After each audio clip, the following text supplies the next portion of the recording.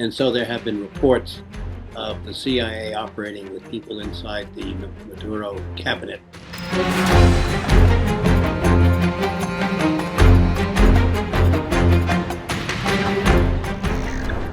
Well, the intelligence needs to be exquisite and hugely comprehensive. Some of that can be done through national technical means, through electronic warfare, through intercepts, through surveillance by both cameras and other methods. But it seems to me that to have the best information requires somebody on the inside.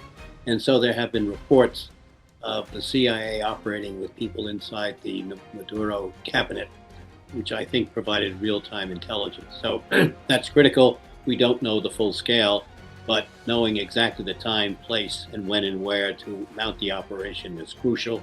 It would not have worked without this exquisite intelligence.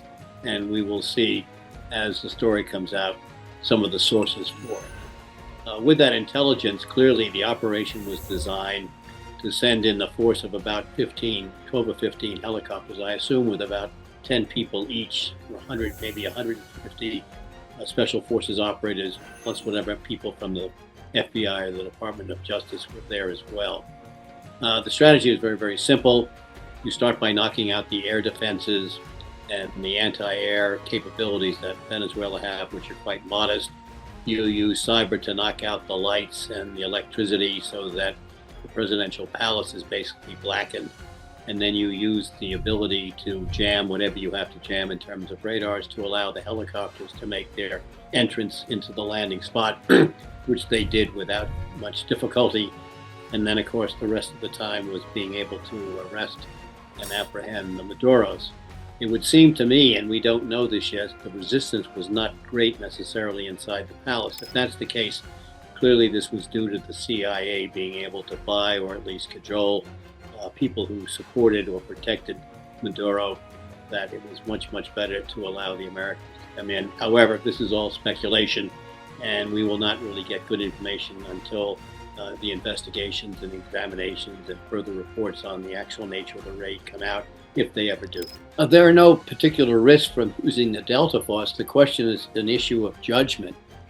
There will be great debate in the United States over the legality of whether Donald Trump or any president has the authority to go in and seize the president, elected or not, of another country and arrest that person. Now, obviously, we have done that before with Noriega in Panama in 1989. That was a different set of circumstances. And so there'll be a huge debate, obviously, with the Republicans defending Trump and the Democrats opposing him. But the issue here is judgment. And the intervention will be determined as to what happens next in Venezuela. If Venezuela turns out to be in Afghanistan or in Iraq or Libya after Gaddafi was killed, then this will have been a huge, huge failure. If there is a degree of success and there's some kind of stability, which I think is less likely, then this will be seen as a success. So the point is, it's the judgment that counts, and we cannot make an early decision on whether that judgment was good or bad.